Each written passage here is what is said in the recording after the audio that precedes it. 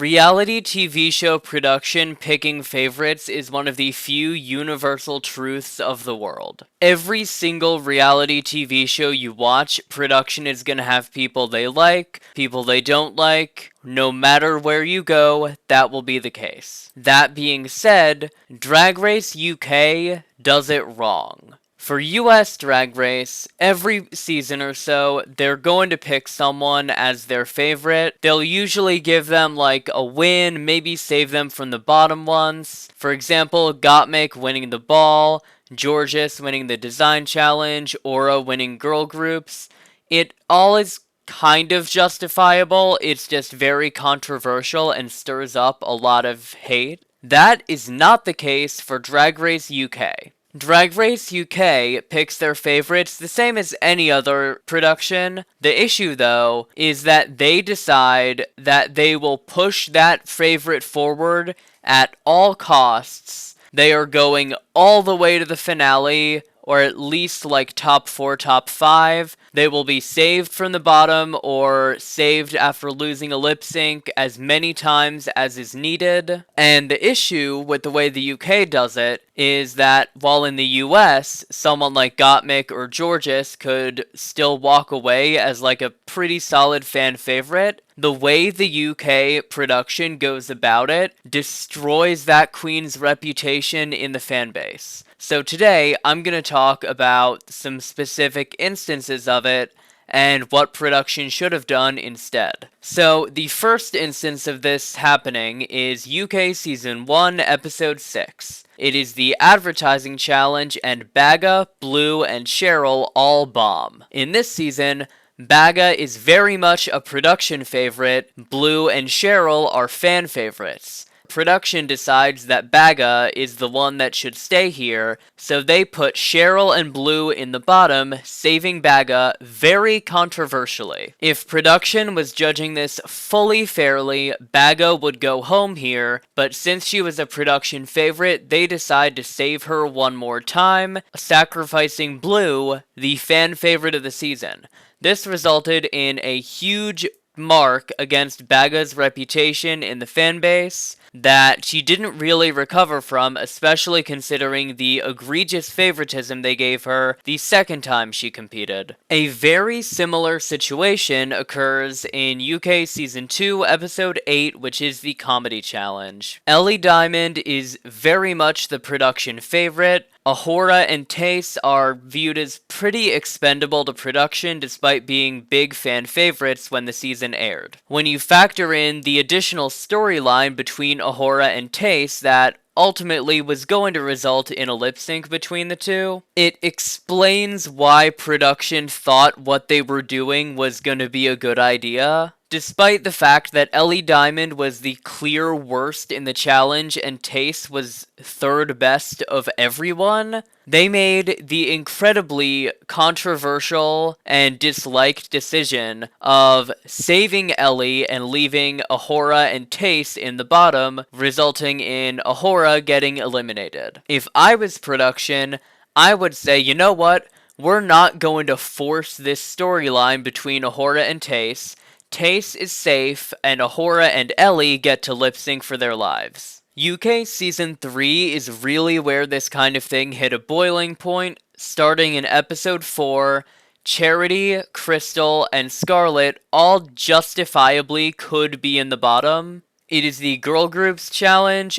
Charity and Crystal both did great on the runway, meh in the challenge, and Scarlet was just... She was bad all around. Production decides, however, that despite Charity being the strongest of the three in the challenge and on the runway, that they are going to save Crystal and leave Charity and Scarlet to lip sync. Now, this would be the end of it. It kind of could be justified. Unfortunately, production got greedy, and Charity absolutely mops the floor with Scarlet, yet it is marked as a double save and no one is eliminated to try and save production's other favorite of the season, Scarlet Harlot. This exact same situation arises again in Episode 5. Charity, Crystal, and Scarlet are once again the worst three of the week. However, Charity once again has the best runway and best performance of the three. Once again, Crystal is saved, leaving Charity and Scarlet to lip sync against each other yet again. In the lip sync, Charity does badly and Scarlet does a good job, she just breaks the cardinal rule of drag not being a contact sport when she pushes Charity out of her way. While I do agree with her staying, Charity shouldn't have been in the bottom for either of these episodes. Scarlet was saved, depending on how much you weigh that contact rule, twice, and Crystal was saved from the bottom twice. The favoritism continues yet again in episode 6 with the Snatch Game. Crystal and River Medway are the clear worst in the challenge. Theresa May is third best. Interestingly, through some warped logic, production decides that Crystal should be safe and Theresa and River should lip sync for their lives. Now, this wouldn't mess up the season if only one of them went home. They could realistically have edited Theresa to be a bit worse in Snatch Game. They eliminate both queens. Charity Case, Theresa May, and River Medway have now all been sacrificed to pad Crystal's run and save her from being in the bottom. These three queens are three of the 4 fan favorites of the season, so it really reflects badly on Crystal that all of these people are being sacrificed so that she can continue on in the season despite giving consistent bottom-worthy performances. If I were production, I would just let Crystal be the lip-sync assassin of the season. She would have won any of the 3 lip-syncs if you just put her in them. The issue comes from her being saved from the bottom. This series of egregious favoritism towards a specific queen continues into UK4 on the Episode 3 Design Challenge. Peppa and Jombers Blonde are the clear bottom team. Both of their looks are absolutely atrocious. Copper Top is not the best look ever, but it's not terrible, and it's definitely not bottom-worthy over Black Peppa and Jombers. Production decides we're going to stop judging in teams for the bottom 4, so Cheddar Gorgeous, who did well, is low. Okay, that makes sense. Jombers, who was terrible, is also low, and Copper, who did a fine job, is in the bottom with Black Peppa and gets eliminated. While this is pretty big favoritism of Jombers and she should have been in the bottom with Peppa, it wasn't too big of a deal with the fan base because, and I feel bad saying this, Copper Top was not a fan favorite. She wasn't even on fans' radars based off how under-edited she was. The favoritism continues in the Episode 7 Makeover Challenge. Peppa is bad. Dakota is fine. Jombers and Pixie are also bad. For some reason, production decides to save Peppa from the bottom despite her makeover being completely reliant on the makeup, and the outfits honestly being pretty weak.